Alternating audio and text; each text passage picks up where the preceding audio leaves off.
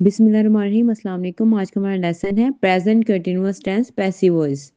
जिन जुमलों में मौजूदा वक्त में किसी काम के जारी रहने और होते रहने के बारे में मालूम हो, मतलब कोई भी काम है वो अभी जारी है, मुकम्मल नहीं हुआ, ठीक है, और उसने होते रहना है, तो उसे प्रेजेंट कंटिन्यूअस टेंस कहते हैं। इसकी पहचान उर्दू में देखें। जिन जुमलों में किया जा रहा है, की जा रही है, किए जा रहे हैं जैसे अल्फाज हों, वो जुमला ज़माना हाल जारी मजहूल के जुमले होते हैं। क्लियर, यानी उन्हें प्रेजेंट कंटिन्यूअस टेंस कहते हैं, जिनके लास्ट में किया जा रहा है, की जा रही है या किए जा रहे हैं आता है। ठीक है, ये तो उसकी होगी उर्दू में पहचान। अब इसे देखते हैं हम।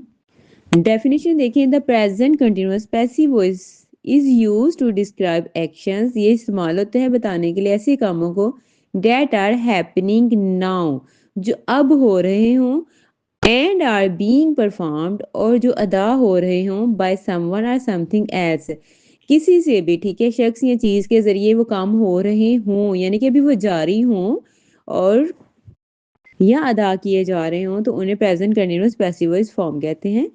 आगे फॉर्मूला देखिए। सब्जेक्ट आएगा is, are, am, helping verb लाजमी आएंगे, बीइंग आएगा साथ में। ये कंटिन्यूअस में सब में जो पैसिव वॉइस होते हैं उनमें बीइंग आता है, ठीक है।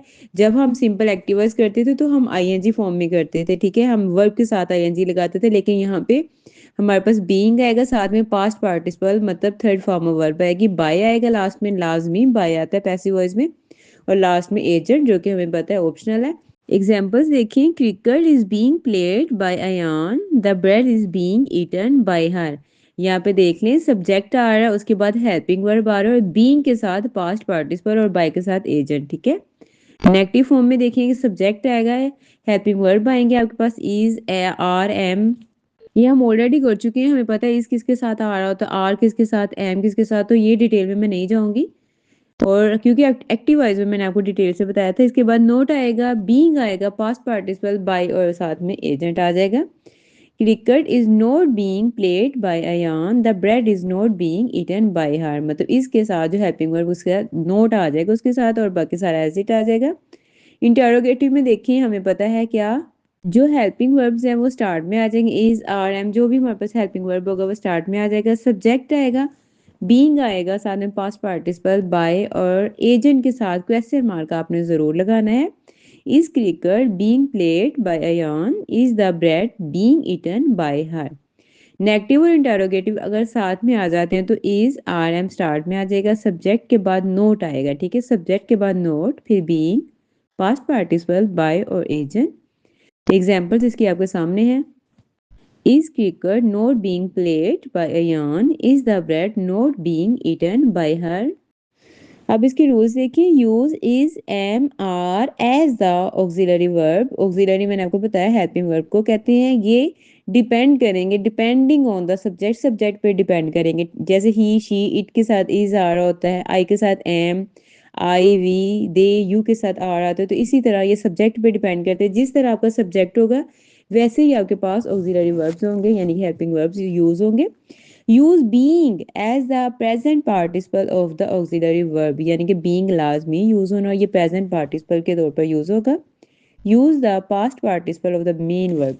जो मेन वर्ब है, हमने हेल्पिंग वर्ब यूज किया ना, इज, एम, आर, जो मेन है ना वो हमेशा आपके पास मेन वर्ब के तौर पास्ट पार्टिसिपल यूज होगा, यानी कि third form of verb use होगी, ठीक है। पास्ट पार्टिसिपल मतलब third form of verb use होगी। Use by to indicate the agent performing the action. जो बाय है हम वो इंडिकेट करता है जो एजेंट परफॉर्म कर रहा है, एक्शन को काम परफॉर्म कर रहा है, मतलब जो भी काम किया जा रहा है वो बाय के साथ आएगा, ठीक है। जो काम कर रहा है वो बाय के साथ आएगा, वही परफॉर्म कर रहा है, वही जो आपके पास सेंटेंस है, जुमला है, जिस उसमें जो काम कर रहा है वो बाय के साथ आएगा, ठीक है। The agent is optional and can be omitted. जो एजेंट है बार बार बताया जाता है आपको, ऑप्शनल है, और इसको आप खत्म भी कर सकते हैं, मतलब नहीं भी लिखेंगे तो कोई फर्क नहीं पड़ेगा। इसके यूजेस देखिए। To describe actions that are happening now or being performed by someone और समथिंग एल्स। ये डेफिनेशन में भी था। इसका इस्तेमाल ऐसे होता है, यानी कि ऐसे कामों के लिए जो अभी हो रहे हैं या होने हैं, ठीक है, अभी वाकया हो रहे हों या अभी जारी हों। To describe actions that are in progress or being performed by someone something else, यानी कि प्रोग्रेस में, प्रोग्रेस का मतलब तरक्की करना, आगे बढ़ना, मतलब ऐसे काम इसमें आते हैं बयान करने के लिए जो कि आगे बढ़े, अभी जारी हैं, चल रहे हैं। आर बीइंग परफॉर्म या दो जो अदा किए जा रहे हैं। उम्मीद है आपको आज का लेसन क्लियर है। वीडियो को लाइक कीजिएगा, जो न्यू है वो सब्सक्राइब करें। इंशाल्लाह आपको बहुत ज़्यादा नॉलेज मिलेगा। अपना ख्याल रखिएगा, मिलते हैं इंशाल्लाह कल नेक्स्ट वीडियो के साथ। अल्लाह हाफ़िज़।